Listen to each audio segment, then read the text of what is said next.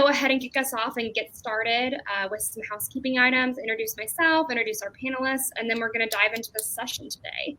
So thank you all for joining us today. My name is Kara Neal. I am the Director of Programs at Service Year Alliance, and we are so excited that you're joining our nonprofit panel session. Before we get started, I want to provide a little guidance around how to utilize the hop-in features during these breakout sessions, given it's our first session outside of the main stage. So first, I want to mention that we're hoping this will be an interactive session. We'd like you to share your comments, your experiences, and ask any questions you have. I can see that some already came into the Q&A. And if you extend your menu on the right-hand side using the arrow in the top right-hand corner of your screen, you'll see there are two tabs. Just to be clear, one is labeled Event and the other is labeled Session. The Event tab is utilized for the event at large, so we'll put polls there, announcements about where folks should be. But the Session tab is for folks within a session to communicate with one another. So as I mentioned, there are a few different options within that tab. You have Chat, People, and Q&A. Comments like, "Hi everyone, excited to be here today," should really go in that chat section. So you can see I've already left a comment asking, they're asking folks what they hope to gain from this session, so please respond when you have a minute. The People function allows you to see who is in attendance at this session. And the Q&A is a place where you can ask specific questions. So if you have specific questions, please leave them in the Q&A box. This allows me to monitor and address everyone's questions throughout the session. And if you leave a session in the chat box, it may not be read before the session concludes. I've left these instructions in the chat, so feel free to reference it there if you have any additional questions. So now that we've addressed some of the housekeeping items, the only other thing I want to mention is we're hoping that only our panelists will share their screen and audio today. So you can see Natalie, Katie, and Jamie Lee up on the screen. If you have your video or audio shared, please close out of that and just monitor the session. All right, so now we're going to dive in a little bit deeper. I'm thrilled to be joined today with our awesome panelists, who many of you may already know personally or from our panel this morning. In this session, we're going to be talking a bit about the infrastructure both in Austin and Flint impact communities, and how what they've created to really ensure success within their model. So I'm going to go ahead and pass it over to our panelists so they can share a bit about themselves before we dive into some questions and give you all a chance to ask some questions as well. So I'm going to ask our panelists if they can introduce themselves briefly for our audience. And I'm hoping we can start with Jamie Lee, then move on to Katie, and then on to Natalie, last but not least. So Jamie Lee, go ahead and take the floor. Yep, just Jamie Lee Venable again. I'm the Vice President of the United Way in Genesee County, and we host the Accelerator, which I know you all heard just about, so we'll skip over to Katie. And my name is Katie Diaduju, and I'm the Civic Engagement Manager at the United Way of Genesee County. And I wanted to give a shout out to all of the Flint people and partners that are on watching this chat right now. This work would be impossible without all of you, so you are part of our work with the Accelerator. And I'll pass it on to Natalie. Hi, I'm Natalie Gray. I'm the Managing Director at AmeriCorps Central Texas, and so have been involved with this collaborative of organizations for several years, and I'm excited to be here today to talk about what they all do together and how it happens. Awesome. Thank you all for those introductions. I know we just heard a little bit about the Flint model from Jamie Lee during our main session panel. Natalie, can you tell us a little bit more about your collaborative model to get started? Yeah, so AmeriCorps Central Texas is a true collaborative. That's how we talk about it. It's a true collaborative of the 9 organizations in the Austin area that all have state AmeriCorps members. And they came together, and we'll talk a little more about this later, but they came together around the shared pain point of member recruitment and thought maybe we could troubleshoot and come up with some good ideas on how to increase our numbers of members and how to find them more easily. And over the last several years, the organizations have really done some much more meaningful and important work that really was seated in that first, like, hey, we should work together on this one thing. Yeah. Great. Thanks for sharing. Jamie Lee, Katie, is there anything that you want to share at large about Flint before we dive into some deeper questions? Maybe anything you didn't get a chance to share in the larger panel conversation today about how the collaborative started or the origin of your program? Yeah, no, I think we're going to get into a lot of it as we go along. But again, it was really just about this. came from a community that had a lot of resource gaps, a lot of, flight away from the city. But there was still a lot of people, and the city is still the core to the county. And so we came at it as, how can we help the city move forward?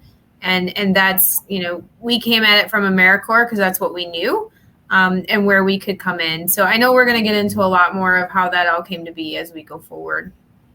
Okay, that's great.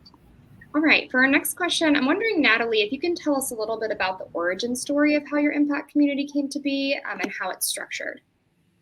Yeah, absolutely. So the origin story, I was looking at the participant list in the session. I see that Dr. Mary Ellen Isaacs is here. She could tell this story a lot better than I could, but I'll do my best. It is sort of what I just said. I mean, I think the organizations that had AmeriCorps members were really struggling to fill every seat. So they had the funding, they didn't have the people. And Mary Ellen, I think, was a driving force in pulling some people together and saying, maybe we should work on this. Like, why are we struggling to get AmeriCorps members in our organizations? And they started collaborating around things like very pragmatic recruitment things, like dividing up career fairs. Instead of everybody going to every one, how about we divide and conquer and sort of recruit for one another as well? They made some efforts to make a video, to spread the word, to look at, what is hard for prospective AmeriCorps members. So they would troubleshoot housing challenges and how do you find funding and where are the best places to live, and working on discounts with apartment complexes, connecting and collaborating with alumni and so on. And then I think over time recognized, gosh, there are some events that we all need to do that we could do together. And so they went from not only just focusing on recruitment to also member support around those sorts of events. So National Service Recognition Day, Swearing In Day, and eventually a couple years in launched the annual Life After AmeriCorps conference, which is going into its 5th year and now has, 500 members, 400 or 500 members a year coming to a really, really outstanding one-day conference. And so it started really pretty simply. When Flint was talking earlier, Jamie Lee, I think you said, we just set some meetings and said, what should we do, right? And I think that's where it came from, is there were some things not working, and the sense that if we work together on them, we could get further faster. I mentioned a moment ago that it's really a true collaborative. So there is no AmeriCorps Central Texas. We're not a 501c3. There is no staff. It is a collaboration of 9 organizations.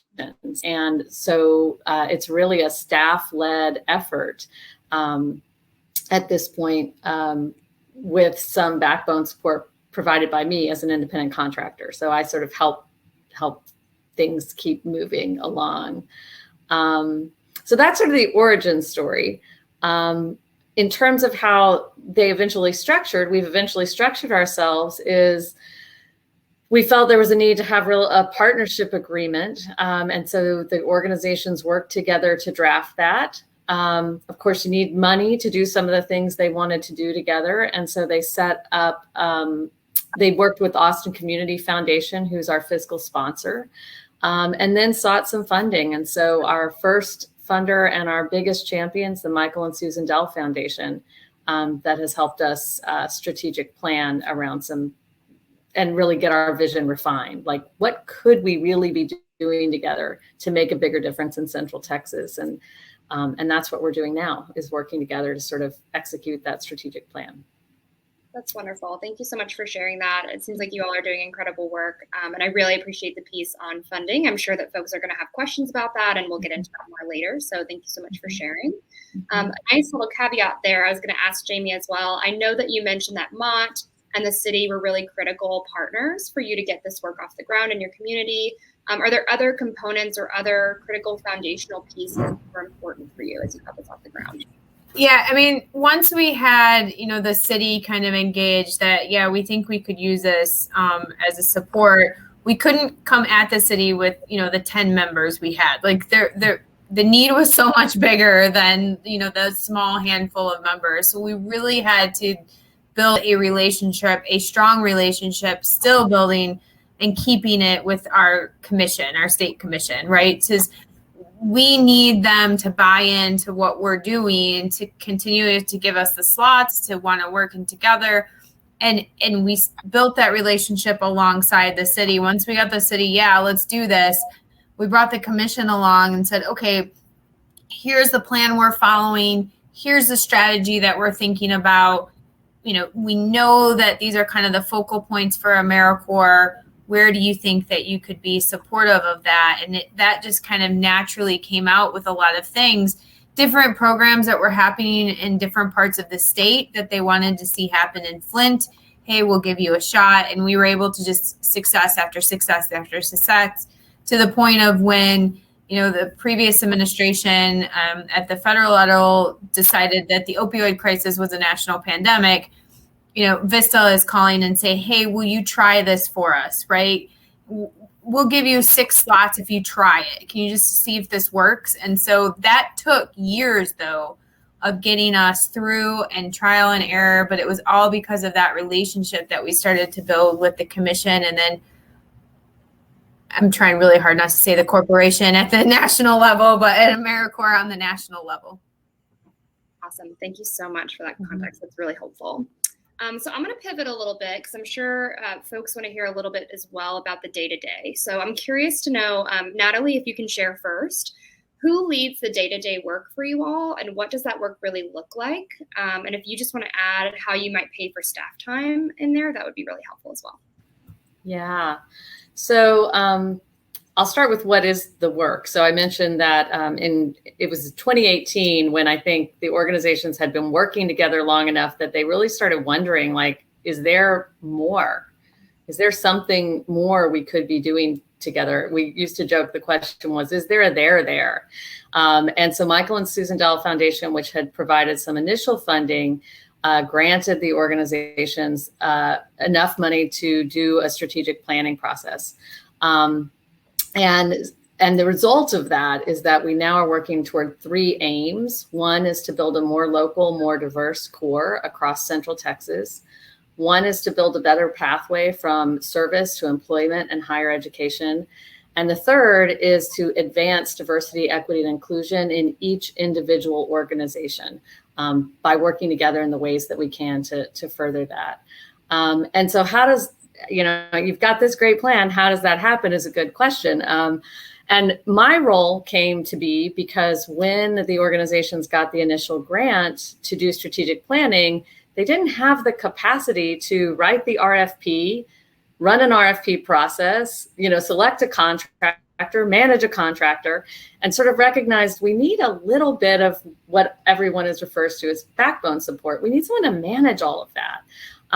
And so there's a degree to which the day-to-day, I would say, is about me and my time. And I, you know, backbone support in our context looks like I do all the things that enable collaboration. So I facilitate communication. I write our grants and grant reports. I manage RFP processes and contractors. When we hired a local recruiter, I was her manager. I support our various committees and so on. And the beauty of the way this has worked since 2018 is that as an independent contractor, I can really be flexible with the collaborative and work as much or as little as is needed. So we always say we want to do, you know, as what we need to do together and nothing more. So we really have no overhead, right? Except this one contractor. And my time can be 10 hours a week. It can be 0 hours a week. It can be 40 hours a week, just depending on what we are doing in the moment. And so there's a degree to which, as I said, sort of I keep the day-to-day moving. But the real truth is that the hard work, like the real work of moving toward our 3 main aims, happens via our staff-led committee structure. So we started out with just a program committee, and that was back when our sole focus was member recruitment and support. So it was mostly program staff coming together, figuring out the nuts and bolts, dividing and conquering on recruitment, and so on. When we started looking at, gosh, there could be more to this collaborative, we launched an executive director committee. And that committee really spearheads strategic planning and fundraising, and certainly in the last year, sort of crisis management. What do we do together given what's going on in our world and community? When we decided that one way to build a more local, more diverse core would be to hire a local recruiter, that led us to formalize a recruitment committee. And as our DEI work progressed, we launched a DEI committee so that we could bring the expertise of the 9 organizations to work together in that space. And so that committee structure really drives everything. Staff members co-chair the committees. They set their priorities based on the strategic plan. They manage their budgets.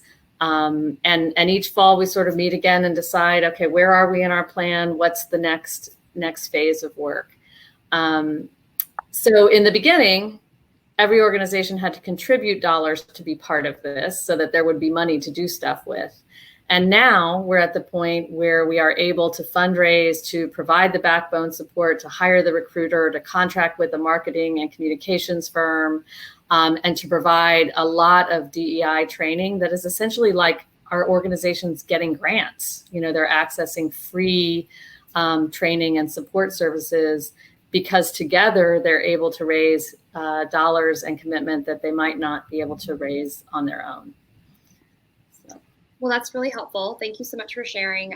We know that you do a lot of work in Austin, and I really appreciate you breaking that down. I think a lot of times folks are like, we want to do this work, we really want to come together, but how is it actually going to get across the finish line? And that can feel very intangible. So hearing that from you is very helpful. Jamie Lee and Katie, I know that you, Jamie Lee, mentioned especially your role and Katie's role in relation to Flint. But are there other positions that maybe support the work, other staff members? And if not, how do you all manage that between the two of yourselves?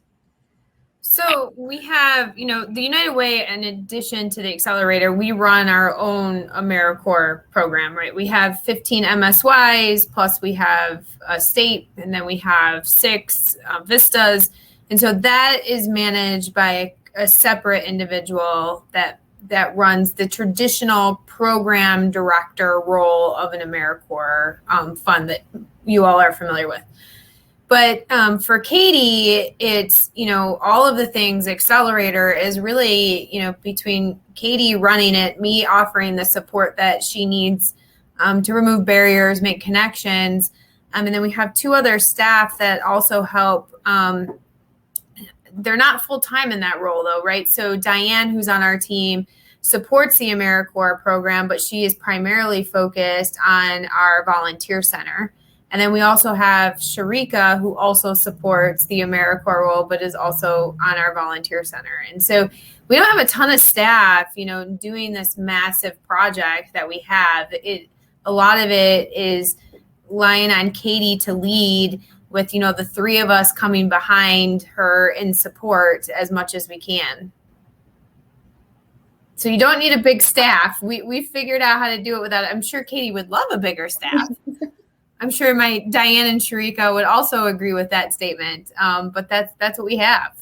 That's awesome. Great. Thank you so much for sharing. Yeah, there's a lot of work to go around, but it's nice to know that that's something you all are able to achieve, our group of folks. All right, so there's a couple more questions I have for you all, but I'm gonna pause for a moment and let folks ask questions. So I know there are a couple of comments in the Q&A. I'm gonna give folks about 30 seconds to leave some questions in the Q&A box and then ask those if they show up. If not, we'll move on to some other questions that you've written up. And if you can't see the Q&A or you'd rather put your questions in the chat, I can monitor both. So wherever you'd like to put those works fine. Okay, so we have a question from Brian Simmons. How involved is your State Service Commission? And either of you can answer. So on the Flint side, they're just as important to us as the city. And so we have daily communication, I think, with the commission as far as our direct program officer that functions mostly in Flint. And then myself working with the executive director. I mean, I talk to her frequently when we're trying to start to thinking about, hey, what might be coming down the pike, or if there is any kind of disaster coming through, how could we use members differently with COVID? So it's a daily conversation, either at the program level and also at the executive level with the commission. Because again, we couldn't do what we do without them believing that we can handle it, and also giving us a little bit of grace in that, knowing, we have programs, our personal program, we might have 3 program year open at one time because of how we've recruited members, and they don't do that. They don't allow that with a lot of programs, but they know we have the capacity and the ability to manage that. And all of that is because we've worked with them over the years. So we keep them very close to the vest as we move forward daily on any kind of project. Awesome. Thanks for sharing. Natalie, do you want to share as well? Yeah. So here in Central Texas, as I said, there's no real AmeriCorps Central Texas, right? We are not a grant recipient, an AmeriCorps grant recipient as a collaborative. And so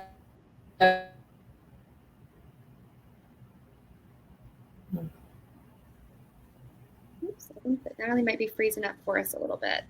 We'll go ahead and move on to a few other questions. It looks like there may be one more in the chat here, and then hopefully Natalie can jump back on in a moment. So how do you keep service work moving forward with transitions in city leadership? Yeah, so we have, I guess, became the champions of that, because we have had a lot of city leadership changes. We went from emergency management and then a mayor, a different mayor, then we're on our 3rd. And every time a new management comes in, it's always a challenge, especially after we lost the first mayor, because he understood service, of really trying. We start almost completely over. Like, we have 10 vistas that we manage in the city's department. Like, they're in city departments, but they're reporting up through me and Katie. And the new administration, every time they come in, are, who are these people? What are they doing? And so we level set every single time. Every time there's a leadership transition with the city, we're over there, we're having conversation with them. But we also, from a United Way perspective, is we have relationship with the city beyond AmeriCorps.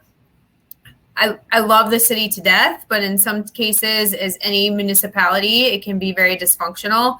And we have played that role in a lot of cases to help manage grant projects for them, other, program projects. We build playgrounds and partnerships with them. So this was something that they were familiar with the United Way kind of coming in and providing resource.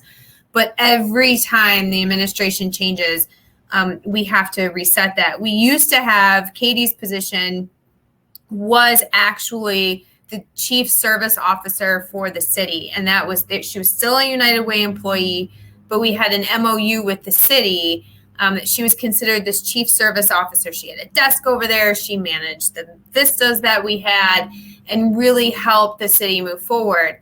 And that was with the administration that understood service. When the next one came in, no, we don't want that. We don't really understand it. There was, confusion on if it was going to impact the union requirements. So we pulled it back. We said, that's fine. We don't need to have a chief service officer, but we're still going to help you along the way.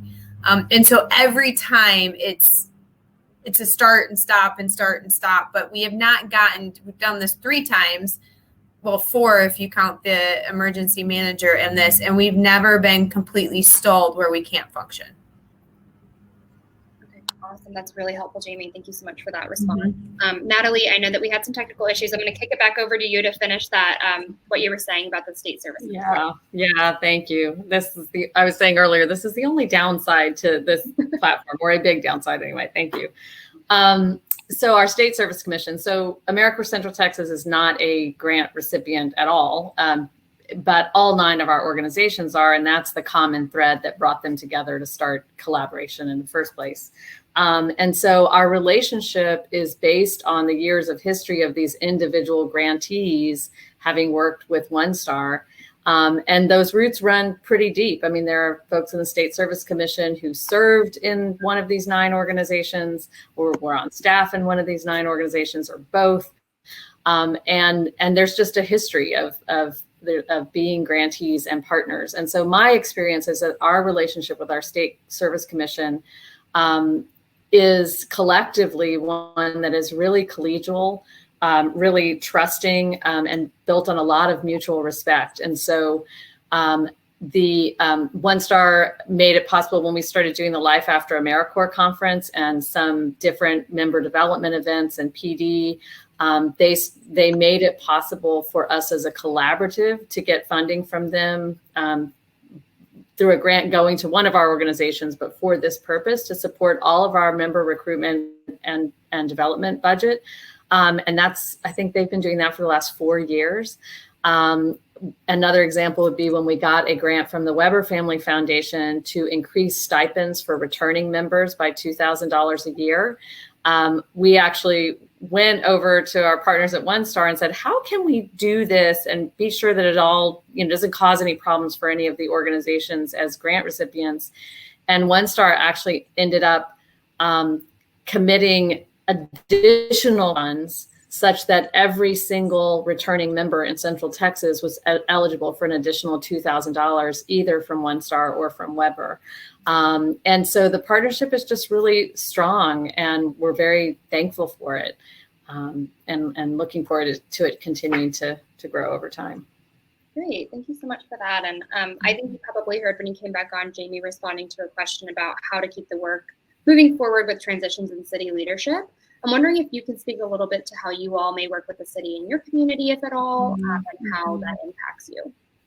Yeah, as a collaborative, as sort of a collective entity, our work with the city has been limited. So we haven't done the sort of contracts that you all are describing and the placement in city agencies and so on, though we have had, again, collegial good partnerships. Certainly Mayor Adler has spoken at our events, and we've had some good things happen between us and the city. We've worked with the city's equity office to bring Undoing Racism workshops to more than 150 of our organization's staff members in partnership with them and learning from and with them about equity work in the region. And so that's all really strong. But collectively, we haven't done the sort of placement that you're talking about in Flint. What is interesting, though, is that one of our organizations, American Youth Works, has been able to do some really great work with the city over time, and place members most recently in the Austin, I think it's the Austin Conservation Corps, and Park will not be happy if I've got that wrong. But what's great, again, about real collaboration and trust is that American Youth Works is out there doing some things with the city that we all can learn from, and either individual organizations then make inroads there, or collectively we realize from the work that they're doing that, hey, we could do something too. And so that's happening with the city, but it happens in other places too, where one organization sort of learns about something. And because we work together and meet together regularly, there have been many opportunities for others to take advantage of that, or for us collectively to say, hey, we're glad you're doing that. We should do that too. So stay tuned. Awesome. Well, thank you for sharing more. I think that really learning from one another and being influenced by the work of other program partners is really at the heart of what the impact community is about. So thank you for sharing that as well. All right. So I see that folks have not added more questions in the Q&A or the chat. Please feel free to continue to do that over the course of this session. We have about 15 minutes left. In the meantime, I'm going to move on to a few other questions that we have, content that we think you all will find valuable. So I want to dig a little deeper into some of the planning pieces. I know you all identified why your collaborative started, your impact community started, and why folks came together. How do you continue to set priorities over time throughout the work that you all do, and who is at the table for those conversations? So we're actually in that process right now. We try to do it every few years just to make sure we're not missing anything. So we take the time to do, a traditional kind of strategic planning, what all of us are well versed in, and how, you look at strategy and your goals and your weaknesses and your strengths. And we still do that. So we're in the middle of that right now. And so we hire an outside facilitator to look at it. In the past, we have hired someone that actually knows service and understands service.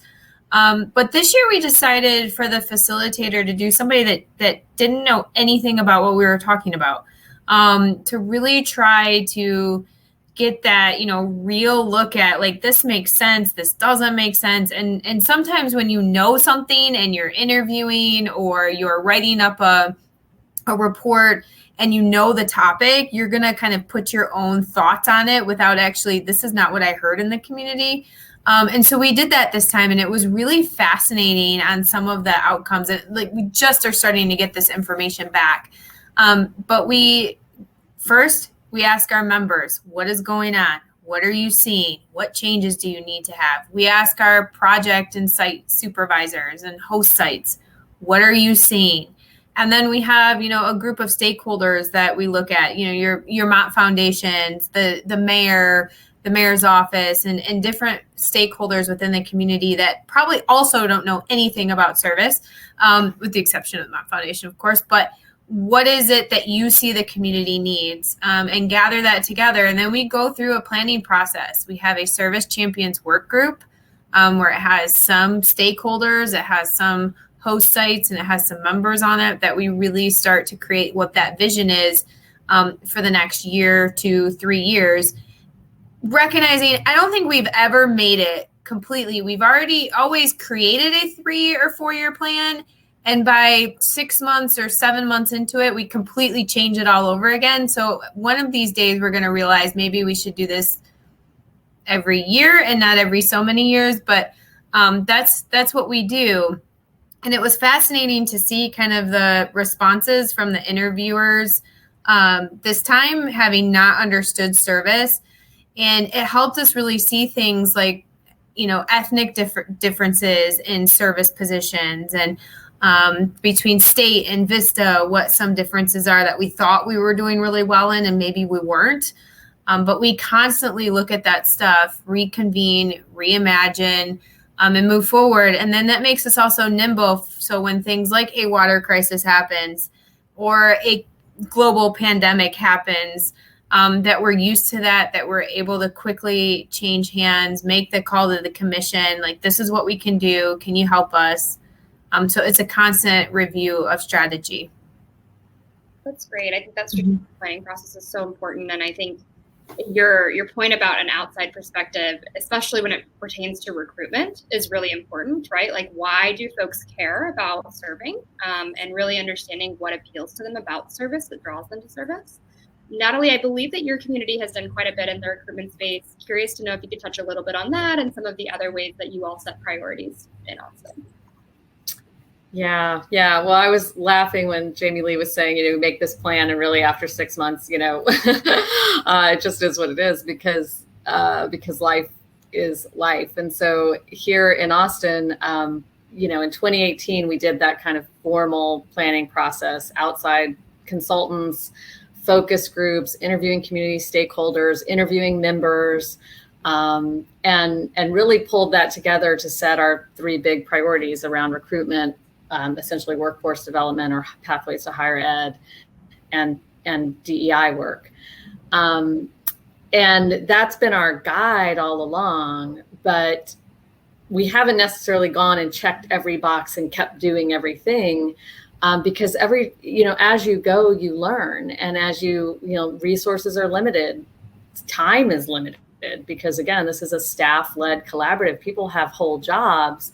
And so what's important is that we are doing work together that makes each organization better and doesn't create new work for staff members, but helps them get more done with the time they have. And so within our 4 committees, each committee sets its own priorities for the year, because the worst thing that can ever happen, and it has happened, and it does happen, and it still happens, is that people are coming to a committee meeting and thinking, oh my gosh, I have better things to do. This is not worth my time. I'm busy, right? And when it's at that point, if you haven't lately looked at your priorities, you just have to. Someone in the committee has to say, well, what should we be doing then? Because if this meeting isn't worth our time, either there's nothing we can do together that's worthwhile, or we're doing the wrong stuff together. what would be worth it? And so, for example, in the program committee, our Life After AmeriCorps conference is a huge amount of work for the group of people that pulls that off. And every now and then people will say, why are we doing this? I don't think we should do this. I'm too busy, right? And everyone will remind one another, look, it's our responsibility to develop our members and help them figure out their next steps. If we don't do it together, we have to do it alone. So, let's just do it together. And I've had program committee members in conversations say, running that conference was a professional development opportunity I never would have gotten in my job. It's not part of my job description to run a big conference. And AmeriCorps Central Texas and this collaborative let me do that. So that's what's really important. And so that kind of process happens within each of our committees. What should recruitment work on this year? What should DEI work on this year? And then our executive director committee is really sort of the umbrella that looks at that 2018 plan periodically and says, okay, are we ready for the next stage? What have we learned? What more do we need to do? And so September 29th is our annual planning retreat. We're coming off a year and a half of pandemic impact no one ever dreamed of when we made that plan. We pushed pause on our pathways work this year because there just wasn't capacity with organizations doing everything they needed to do for the community. And we will, again, sort of genuinely, honestly, and with a lot of trust, look back at what is it we mean to do and what is it worth it to do? And not just worth it for the organization's time, but worth it for Central Texas. Like, what should we do together that will be worth it for our community? And one thing we'll look at in September is, does that annual planning retreat provide sufficient time and input to answer that question? Or are we at that point and has the landscape changed enough that we need to zoom back out and sort of revision, like in the context of now versus 2018, who should be part of that conversation and what's the real value add?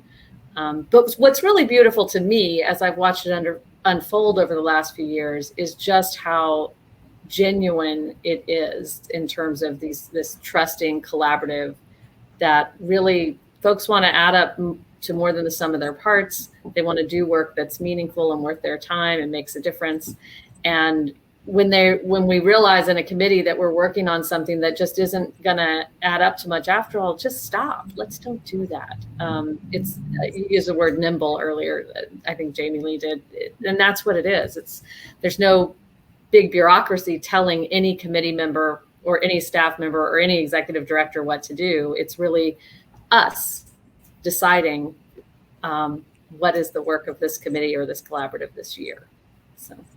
Absolutely. Well, thank you so much for sharing. I think it's particularly important given the pandemic, right? Like a year that we completely didn't expect, and how you would kind of establish priorities and pivot in that time is difficult. And for folks to know how to kind of navigate that is really important. You inadvertently answered my next question, so I'm going to kick it over to Jamie Lee. Jamie Lee, I'm curious to know how you all keep your program partners kind of engaged in this work and really hold each other accountable. And I think that can be, program partners, it can be funding partners, right? Like it can just be supporters and champions in the community, and kind of what that looks like for you all. No, I think it's just constant communication, right? So Katie has conversations with all of, the program site supervisors on a regular basis, just checking. One, it's a joint meeting she has with all of them and checking. And then it's a constant communication one-on-one with everyone. I mean, it probably the majority of Katie's time is just communicating. What do you need? How is this working? Hey, what about this? Did you think about this? Are the members engaged? That's the only way that you can do it. And so we do that daily. We do that through more formal channels where you have these monthly setups already. But we're constantly on the phone too with, some of our larger partners and the Mott Foundation regularly. This is what it's looking like. Hey, we're going to be down this year because of this, or we need to spend a lot more time, rebuilding recruitment. That's what we're looking at right now is, we're coming off of COVID where we lost a lot of members. Retention wasn't great. for a lot of different reasons. And so how do we build that back up? How can we look at that differently than we've never been able to use before? And that was a conversation with the Mott Foundation. Can we use some of the fund a little bit different than we have? We don't have the numbers that we are used to having. We know that that's going to come back.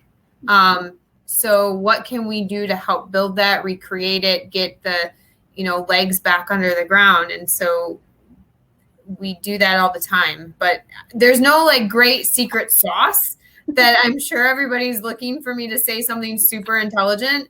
And it's just not there. It's the picking up the phone, getting on a Zoom, going to visit people, and what is going on and how can we break down whatever barrier you're running into. Yeah, no, I think that's great. And I mean, at the end of the day, that's what we hear from all of our impact communities. It's like the transparency and the authenticity in conversations so that you can make moves forward to really make change in your community is critical. And so really appreciate you sharing that. Mm-hmm. So for a last question here, I know we're getting it close to time and I want to be able to frame out for folks what they need to do next after this session. But I'd like for you both to just share kind of any advice that you have for folks that might be wanting to start an impact community where they are. Mm-hmm.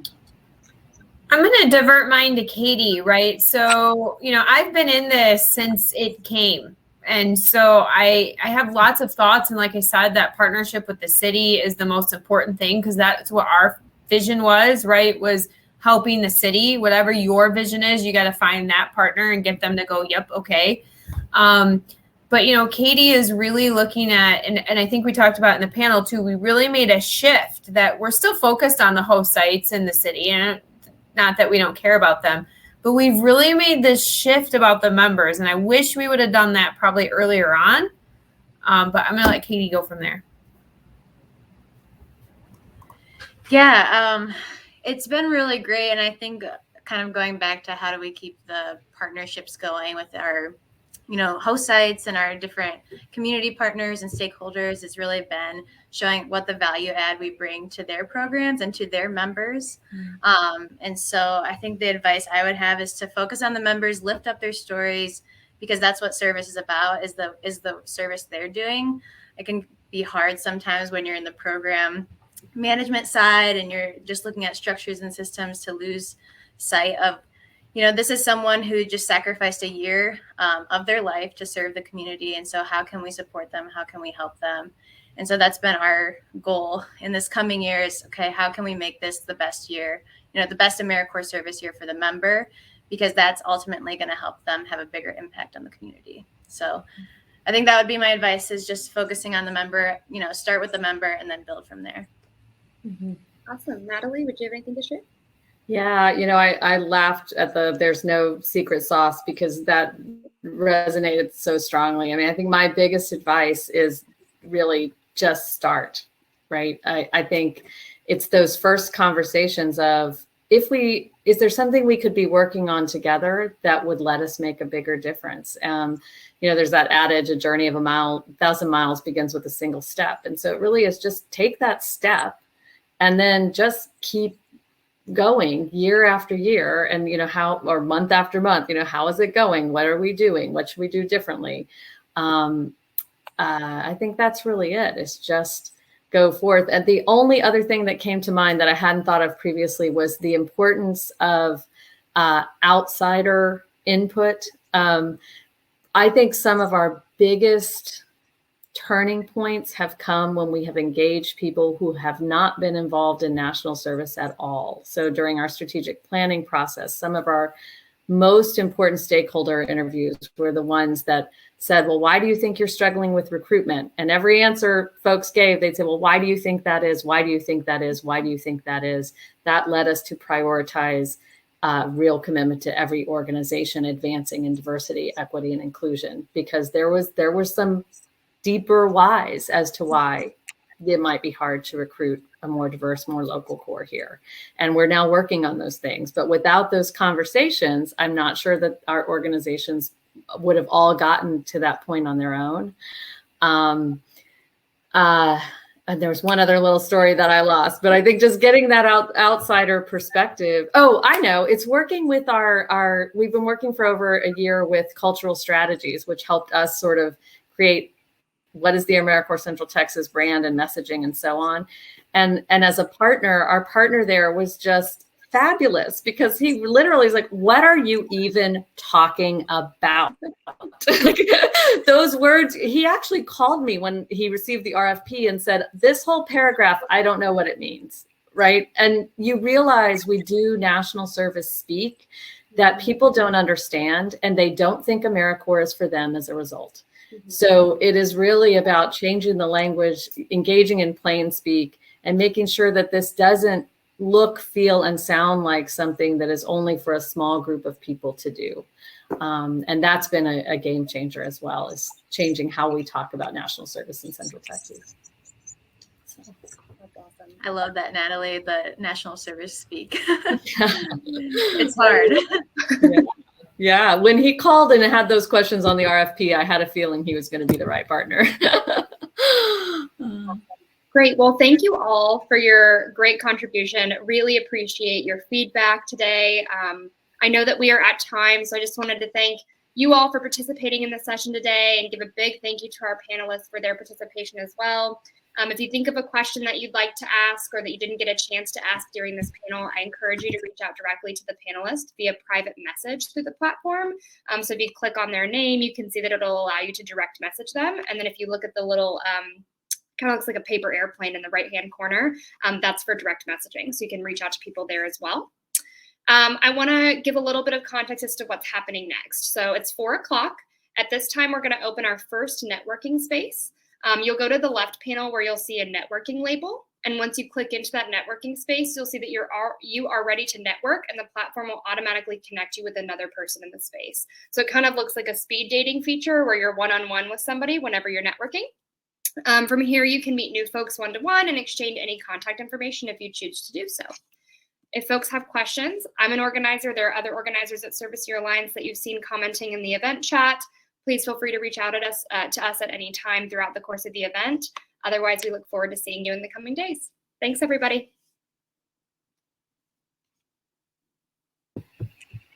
Thanks.